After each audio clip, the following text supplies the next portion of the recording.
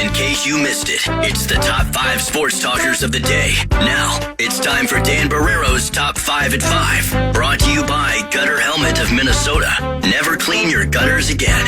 Learn more at gutterhelmetmn.com. More grilled cheese talk coming in the 5 o'clock hour with Kesler, who was in Pasadena for the Gophers' big victory. We'll get to some political stuff eventually with him as well. Top 5 at 5 now, though. By the way, does Pat even care? Every time he's usually here by now with me in the top 5-5, not committed to the bit. I wonder if he, for all I know, he emailed me to say, because some weeks now he's been filing reports from Channel 4, so maybe he's not going to be here. I don't know that for a fact, or he could just be running late. Or is that him in the other studio right now? Is it? Let me stand up while you start. Sure, well, I'll do this because I teased NFL injury reports. I think that's his big head. I'm pretty sure he's in Studio C right now. Is it bald? Yeah. Okay. Pretty sure. Anyway. I teased NFL injury reports. I teased a championship game. Yes. But we're starting here. Time now for the obligatory Kevin Fallness Minnesota Wild mention. Because what a win. For years, this Blues team, especially in St. Louis, has kind of been a cursed team for the Wild, and they took care of business, including this. We already heard the call. Here's the extended version of the goalie goal. Navich loads, rockets one in, glove down by Gustafsson. He's going to shoot to the empty net. Philip Gustafsson to the empty net. He scores! Philip Gustafsson with a goalie goal! 8.1 seconds to go! And they mob the Gus bus back in the net. It's 4-1 Wild. Oh, my goodness. Look at the smiles on their faces. Get that puck. He's going to go down the line, Tom Reed. And he should. He's going right in front of the bench. They're all high-fiving him. But I think 15,000 or so left the building. I think that might be a highlight reel. What do you think? Just genius. And great call from Joe right here on the fan and Tom. 4-1 winners against the Blues. Marc-Andre Fleury credited with the idea of, hey, if you've got a shot, you take it. I love it. I'm all in the Wild. 6 points out of 8 possible. Yeah. It's a good start for your Wild club. It's an encouraging start. We have to, get to the bottom of the Spurgeon situation. That's a big concerning factor. But as you say, it's a tough, been a place that's caused difficulty for them. I don't think you could be any more encouraged than most people are, hockey people already are, regarding Gustafsson's start in general. It's been exactly what you're looking for. And as you say, was that the first game of the 7-game road trip?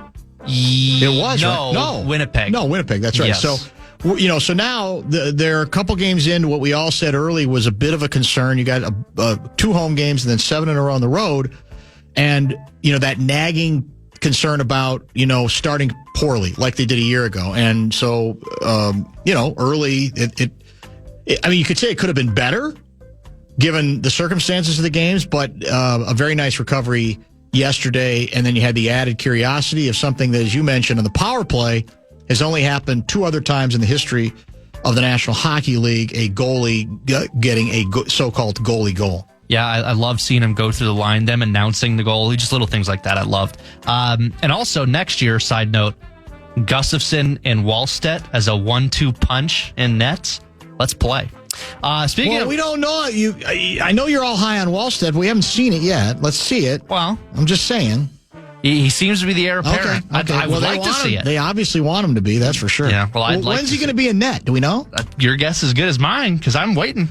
So there's already some whispers about your guy, Flower. A little concerned. Is that right? I'm just saying. Did he, shall we say, overstay his welcome? Whoa. I'm just wondering. I don't know.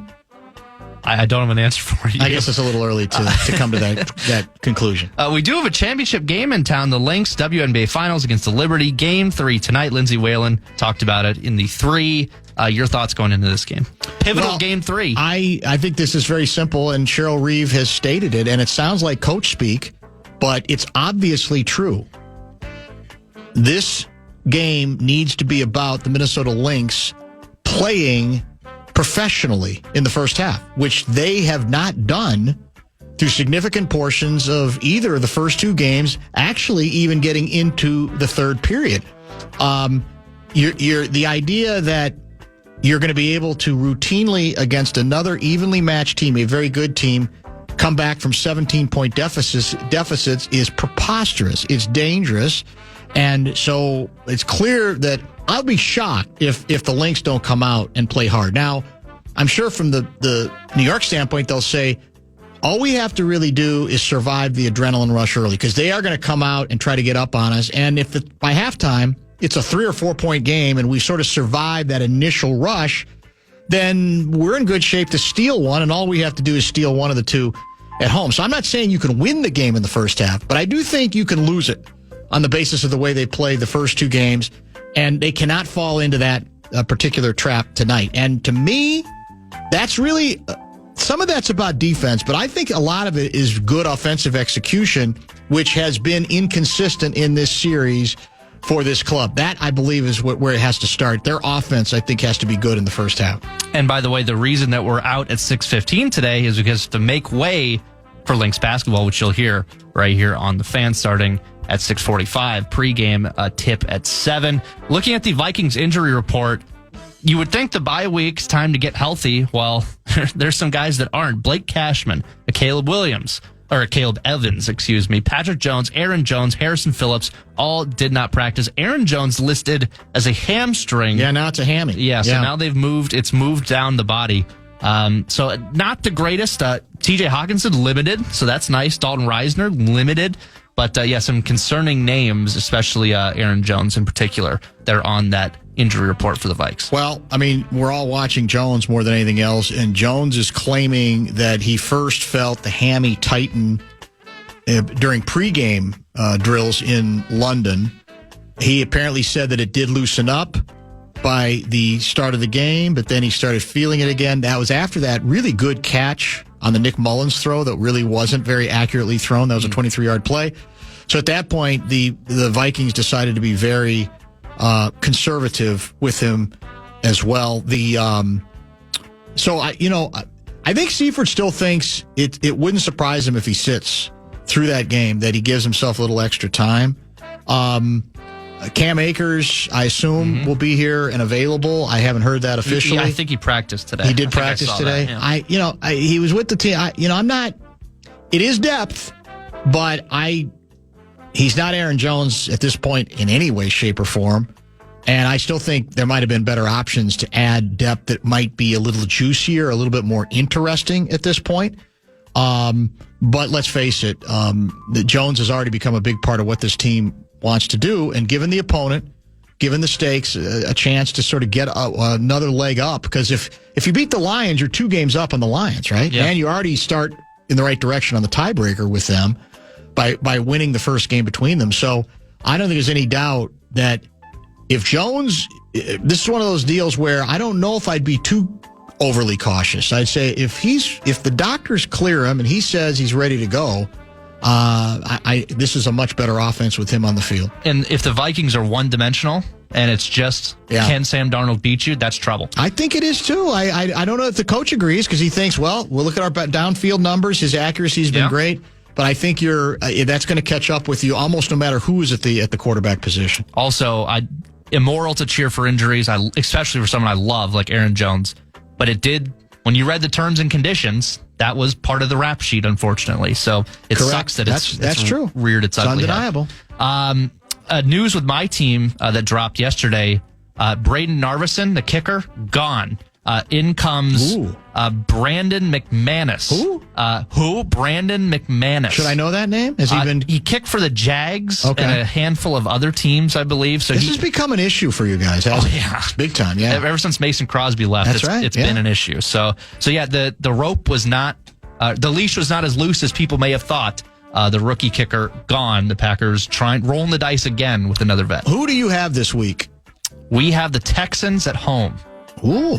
CJ Stroud. But that's a tough little matchup right there. Yeah. Because I think they're starting to play a little bit better than they were when the Vikings got them. Depends on what CJ Stroud and which Texans show up. Probably true. Lastly, the Jets expect Devontae Adams to play this week against the Steelers, which I think is kind of bonkers, because I know it's not like a quarterback. It's not rocket science. It's not like baseball. Baseball is the sport that's nuanced and complicated, and you can't just blow in and hit or pitch.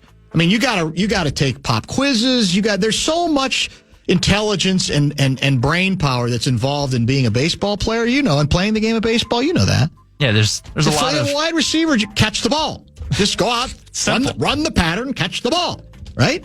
So therefore, he should play, no problem. So not really a talker. So there you have it. There you have it. Kesler at the bottom of the hour. I got a number of texts to get to before then, and perhaps a couple of extra topics to address. And then we'll chat with the world traveler. It's fresh from his big trip to the West Coast to follow his victorious Golden Gophers in the Rose Bowl. Kesler, 5:30. It's a Wild Wednesday on The Fan, presented by Jim Beam, a crowd pleaser since 1795, and we want to send you to an upcoming Wild game. Caller 11 will win a pair of tickets to your Minnesota Wild take on the Tampa Bay Lightning November 1st on my birthday. Minnesota Wild, Tampa Bay Lightning, 1-800-320-5326. Good luck, caller 11, 1-800-320-5326.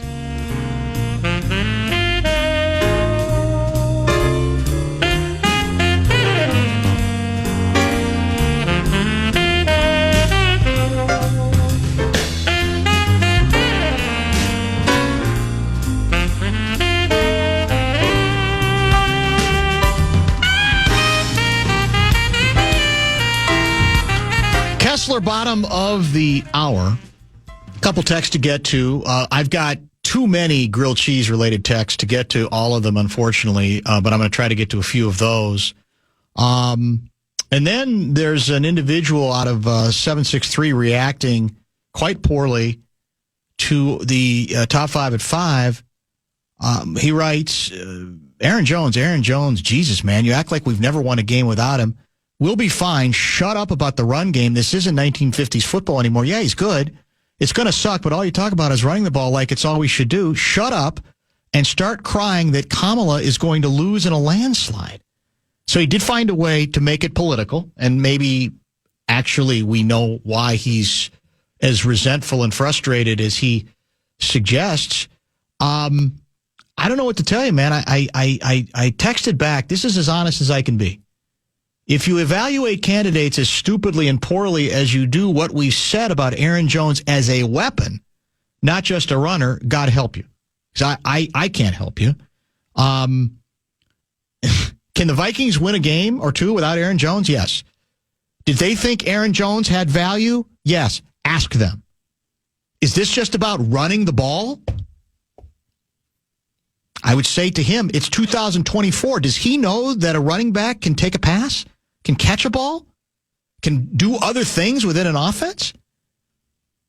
This offense, look around the league, and you'll see that with many of the good passing offenses, running matters.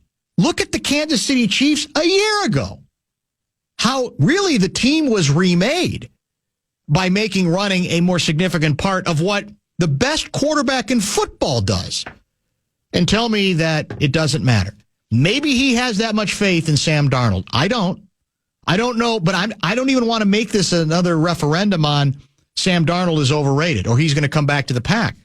I'd say this for any good quarterback. That includes what the guy used to be Blakemore's guy, Aaron Rodgers. And by the way, it was the same runner then, Aaron Jones. There's a reason people say what they do about certain running backs. We all know that you have to have good quarterback play, and receivers matter. We were reminded by Seifert that JJ, there's no team JJ has been more effective against than the Lions. But as I had to remind him, how many of the games where he's getting these ridiculous yardage totals did we win? And the answer was not that many, or not as many as you would think. And then, in fact, the game we did win, he was not as productive, which says that no matter what year we're talking about, there is still value in a runner. And I just don't, it's not about Jones. It's about, I don't have that much faith in the guy behind him. Now, maybe Ty Chandler will come in and he'll run for 82 and catch passes for another 50, and he'll be tremendous. Could that happen? Of course. And then we would certainly talk about, it would probably be the number one story on Monday. He just doesn't have that equity that makes me comfortable. And clearly the Vikings weren't that comfortable because they went out and got a guy that they had a year ago to at the very least, provide depth. And maybe if Rodgers is out for a considerable period, give them another option to even potentially become a starter. Why has no one mentioned bringing Dalvin Cook back if Jones can't go? I know he wasn't happy when he left, but very similar running style to Jones. I just don't sense, when I've seen him, that Dalvin Cook has much left. I just don't think there's much left in the tank. In his prime, yes, Cook could do many of the things that Jones did. I don't think Cook has anywhere near, based on what I've seen, as much juice. And I think that's probably part of the reason that he's had such difficulty, continuing to be a factor in the National Football League. Real quick on the grilled cheese front, where did it go? Oh, well, this is kind of an ancillary subject. This is Paul from Marshall. It's Paul Marshall, radio guy from Marshall, Minnesota. Caribou gives you a bagel with the cream cheese and a little side cup now. Have you ever tried to spread cream cheese on a bagel while driving?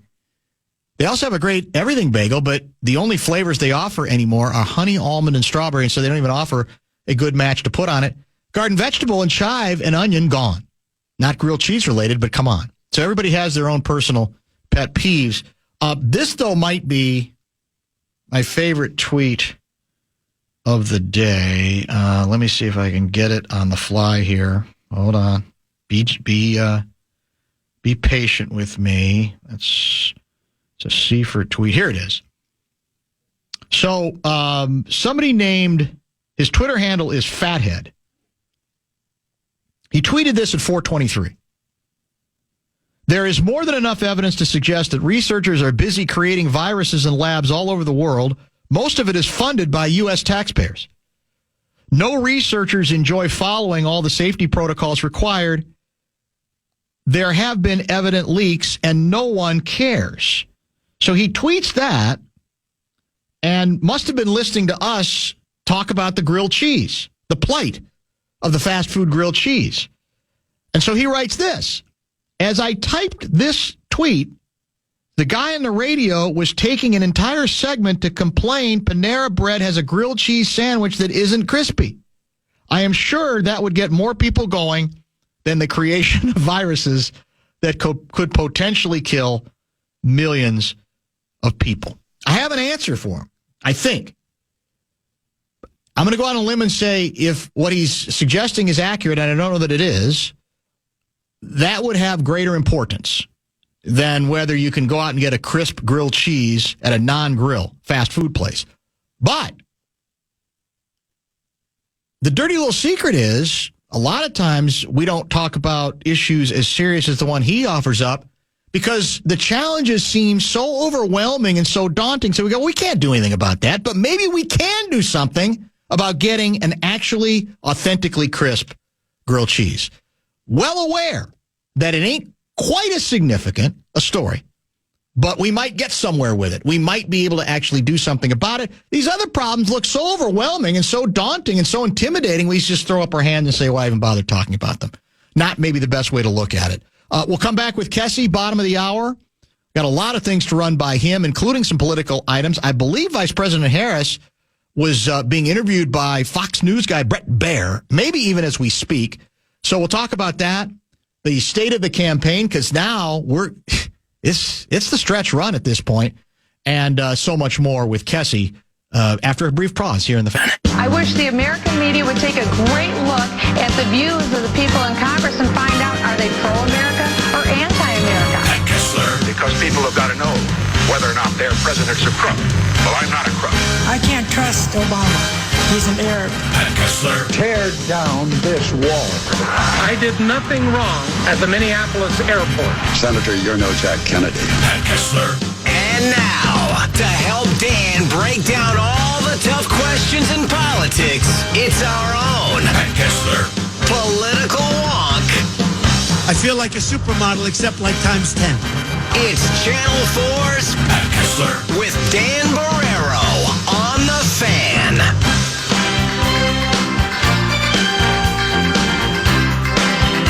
All right, here it is. Kessie is on, and I must tell you, as we welcome you back into studio, yes, sir, that I'm going to need some help on some tweets that you sent out. Oh, Lord. Post UCLA. Gophers travel to UCLA. Oh, no, you're not going to put this up right in front of me and shame me. Well, you're going to pull this right out. I might. Here we go. I'm if I'm being honest about it, it was Guardsy who brought this to my attention and said, you need to get to this. Okay. I don't know if he's covered it with you himself yet. So here's the tweet you sent out 3 days ago. Oh, Lord. Excited to hear that Coach Fleck awarded a game ball to all the Gopher football fans at the Rose Bowl. Yes. So where do we pick that up? Yes. Is that some kind of question that I should not be asking? Well, obviously. Did he not award all of the fans at the Rose Bowl? Mm-hmm. Tell me if I'm right or wrong. Maybe I'm wrong. Well, you apparently at some point decided you were wrong because you followed that tweet up with, okay, I've been reliably told that Coach Fleck will not be handing out 15,000 game balls to the Gopher football fans who showed up at the Rose Bowl. I'm told it is a symbolic gesture, which does give me some really good karma to work with. So thank you for that. Now, I told Guardsy that, knowing you, I think, reasonably well, I thought the original tweet was fairly tongue-in-cheek, that you were kind of playing the game, you were having fun with it. Yes, that's true. Deep down, maybe you did hope you get a game ball, but that realistically, you didn't think there were going to be 15,000 game balls, so you went with it. And then people must have gotten on you like, Kesler, are you an idiot? That's right. What a joker. Smartly played it deadpan. You didn't acknowledge that you actually snookered them in. You successfully trolled them. So am I giving you too much credit or not enough? No, not at all. Well, of course, you're not giving me enough. Well, I never do. I even thought that maybe, those little squishy foam footballs. You would have taken one of those. I would have. Yeah, I don't blame you. Have them throw them out. And so I could only imagine the line outside the Gopher locker room at the Rose Bowl waiting for the little football that P.J. Fleck is going to give us. I was so high. I mean, emotionally. No, not the other way.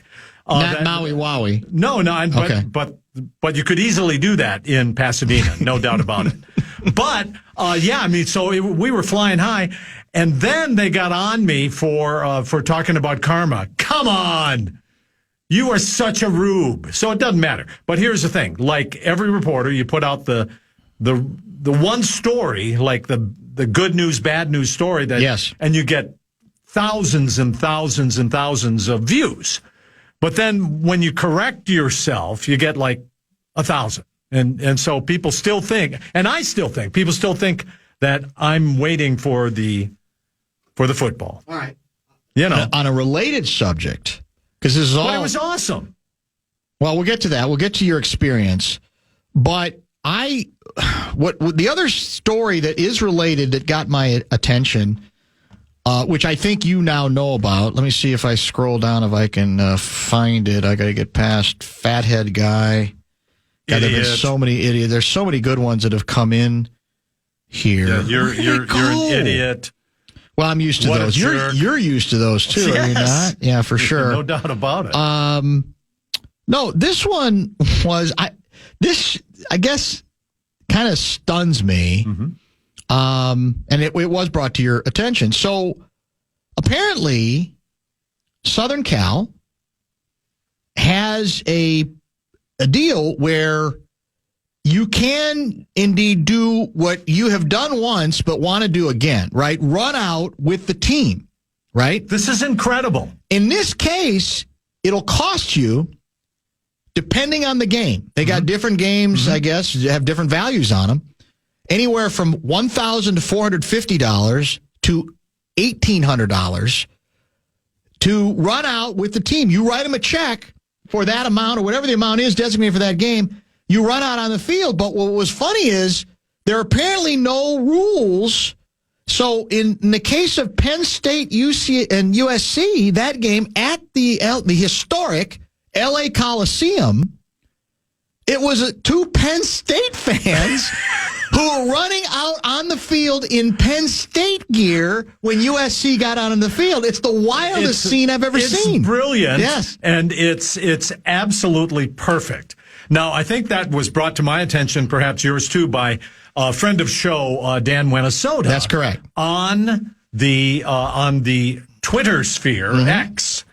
And it's an amazing thing if you can actually pay for the privilege. Yes. Now, I feel like we have done that. You know, you contribute to Gopher Athletics or whatever, and then you get the right. You accumulate points, and you get the right to pick from. You get the what oar. you want to do. One of the oars. You can hold. Well, you can hold the oar. You don't get one. You don't get one? No, you don't. You've never got an oar? No. Has Freaky ever got an oar? No. I had to think about that. Well, I thought she had one in her office. Am I wrong? Yeah, maybe that's not true. Yeah, well, anyway. I'm not allowed in there. No, that's rightly so. She might have. So here's the deal. In Minnesota, they stop you right at the edge of the field, which is, so if you're going to run out on the field, you run out to the field. And you look at this video of the Penn State guys, and I don't know. He's ahead of them. But he's out there. They're coming out all the way in the field. And they go, woo, yeah, let's go get let's him. Go Penn State. And somebody's got one of them has a Penn State flag. It's just on top of it. The other's got Penn State hoodie on. It's so good. If there are no rules that you can dress up, you can wear pants, not wear pants, you can do whatever. So would you like... Button bar. Yeah, for sure, button bar material.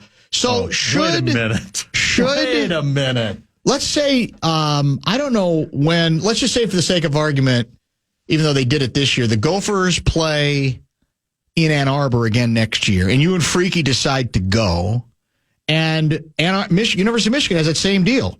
You can run out on the field with the Wolverines wearing Goldie Gopher gear for $2,000, would you do it? Like a fathead, a Gopher fathead, Goldie fathead. Or is that too weird for you when it's the other team? Well, this is, it is pretty weird. I think that's very, very weird. And there are some stadia that I don't think that I would want to do that in. And that's one of them. Buckeye Stadium, don't want to do it there. Right. I don't want to do it there. Probably with a couple of shots... I would do it at Randall. Yes, I would do it. They're the trolling you might enjoy. Yes. That might be fun. But $1,800, I think that's a bargain. I think you'd also do it if for some reason you could do it on behalf, you could wear Vikings gear at Lambeau with the and run out with Packers. Now, I've heard two different stories coming out of Lambeau. Some say they are treated with great courtesy and good-natured ribbing. And others, I know a guy who was in a urinal outside Lambeau, and they tipped it over. He goes in with his Viking gear, and he gets tipped over. Now that's not good. No, so you have to limit what you're going to do at some of these other stadiums. Would you do that at Eagles Stadium, for example? Not if you want to live.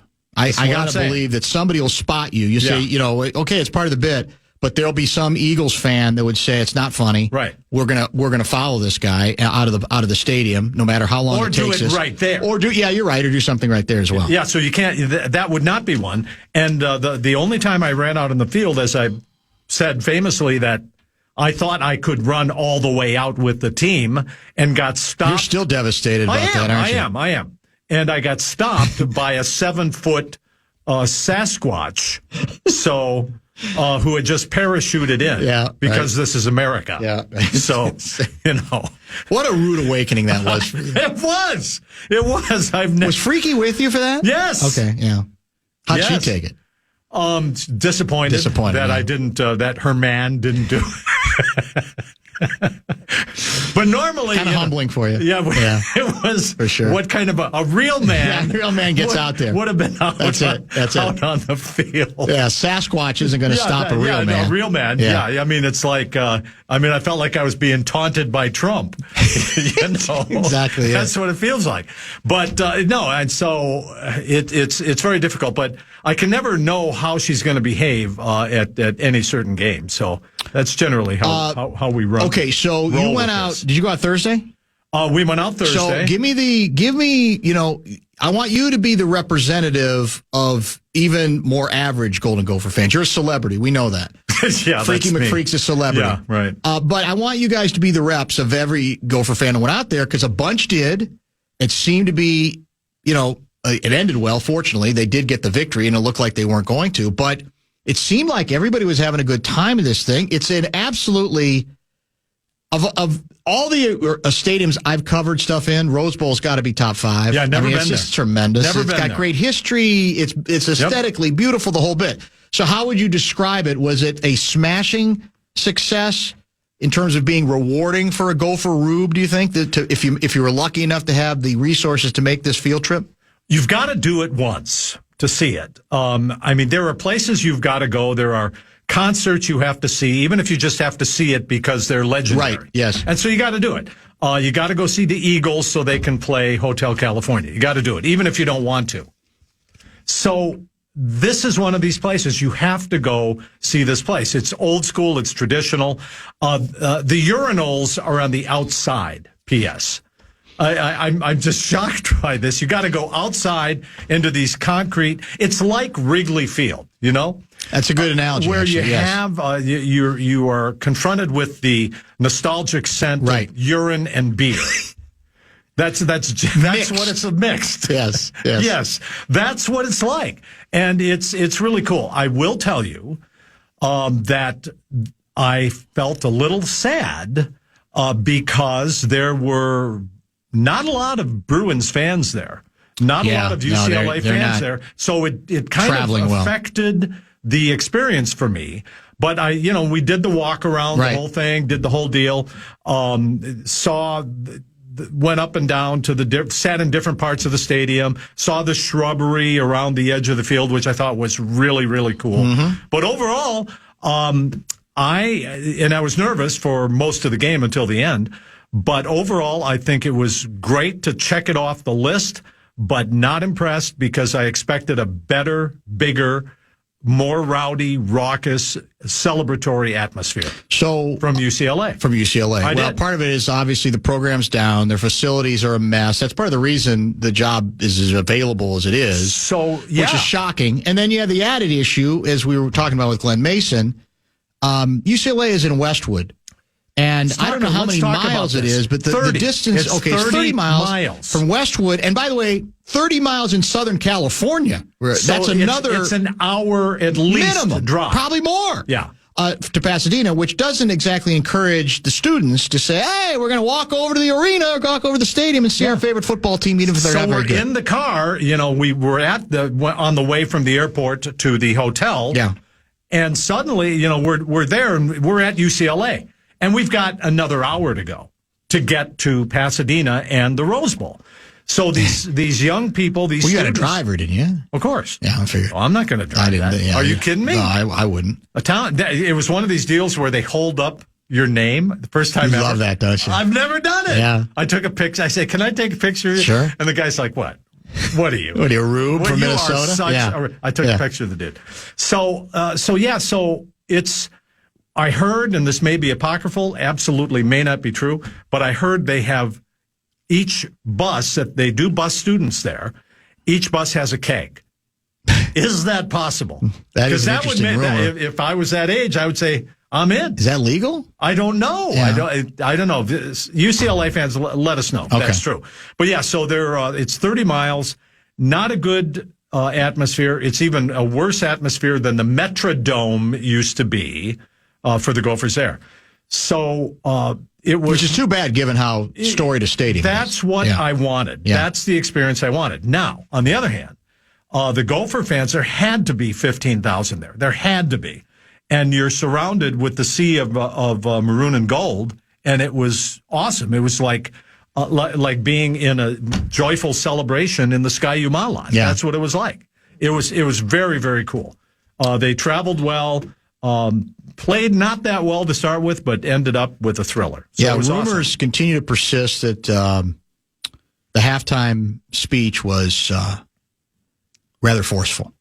I really would like to know what that was. And not surprising because it was a bad half, and then they came out, scored 14 in the third quarter. Yeah, and but still had to come back. And it got pretty chippy. It did. Yes, it did. It got very chippy, and you're near the field there. You're nearer the field than in my suite level at TCF Huntington Bank. Now, were you amongst all in your section? Was it all Gopher people? Did you guys all congregate together? Well, actually, the tickets we bought, there were some Bruins fans around, and so we moved.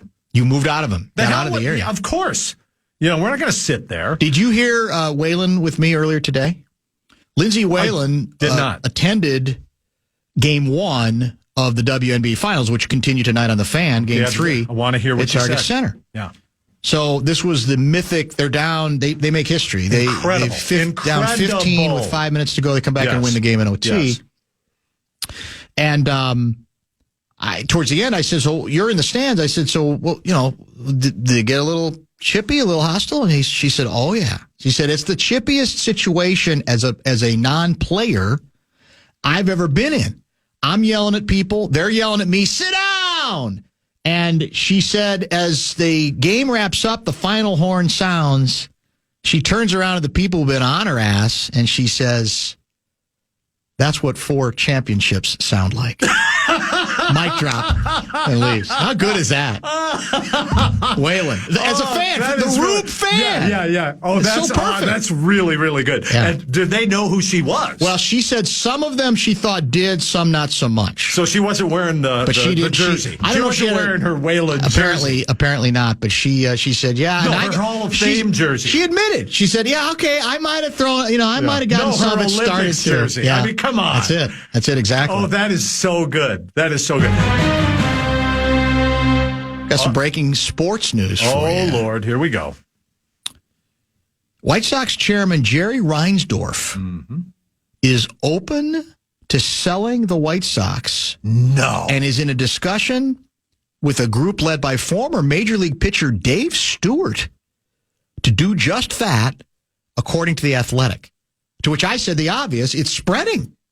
We got the Pohlad blockbuster story that we got a few days ago, and now within the same division, we've got Jerry Reinsdorf saying, I might have had enough of it. So you have historically been, we're going to get to politics next segment. You have historically been an apologist for all sports owners in this town, if I'm being fair. Well, I'd say just fair and objective. Yes. I've objectively. Well, certainly with the Wilfs. And I always felt with the Wilfs, it was because they're great owners. You had some hope that you were going to get on the gravy train somewhere. I don't know. Maybe you haven't. I don't even know about it.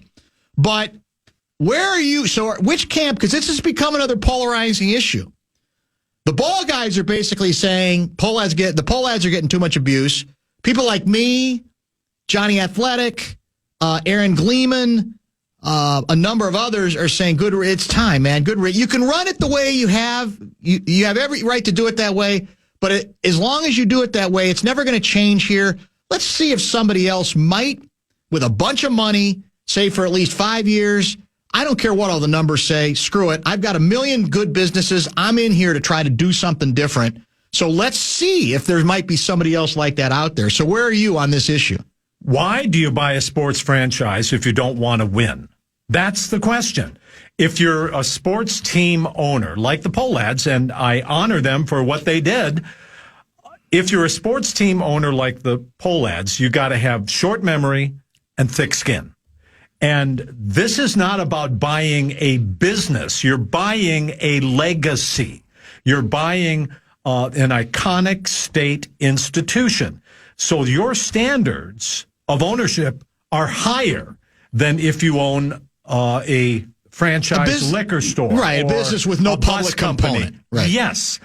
This is something that everyone in the state puts their hopes and dreams in, and you have to go along with that. For them to say they have their feelings hurt, it makes me feel a little bad for them, but not that bad. You have to know that is part of the bit.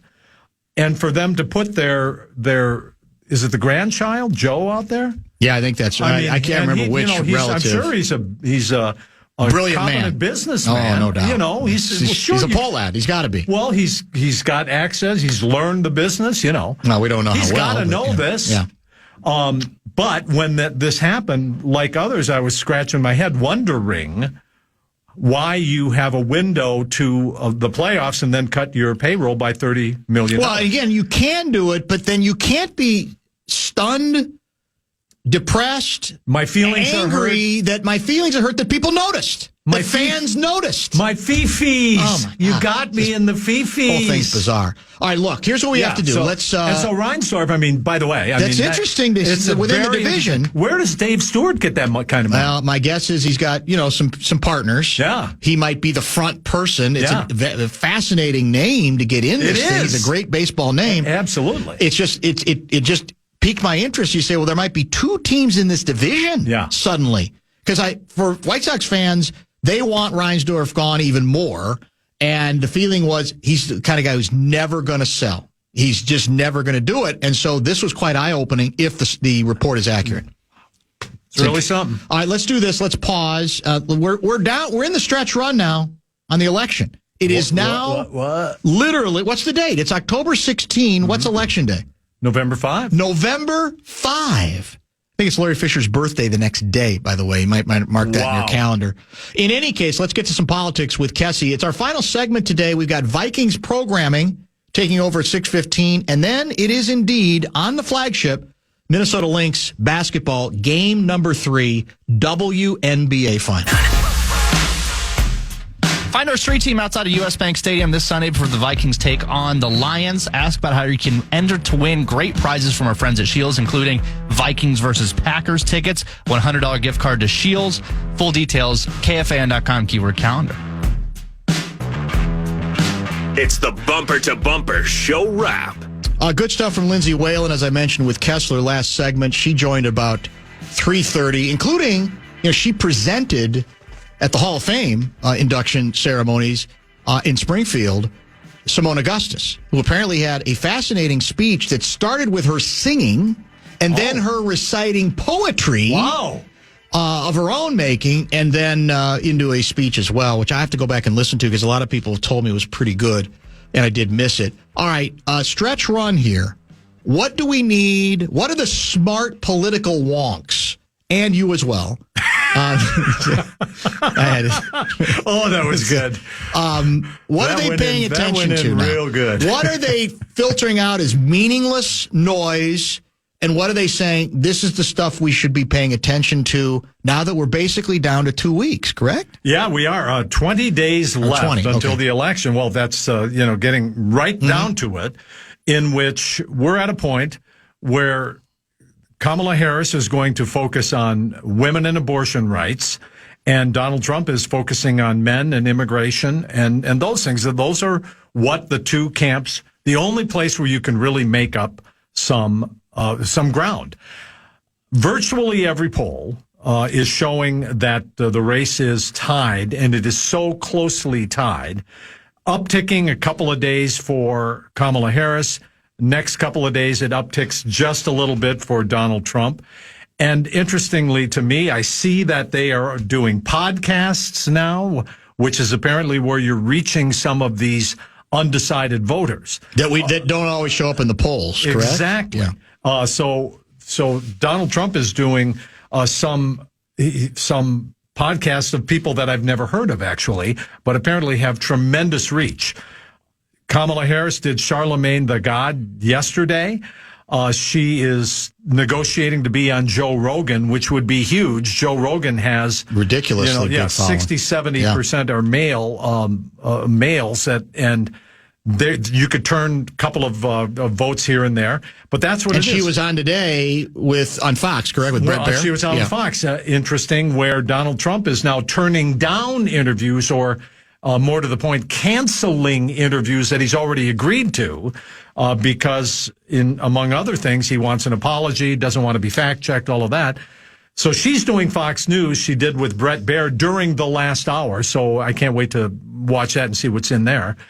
Donald Trump is doing some town halls, and that's all you can do at this point. You've got the get out the vote efforts.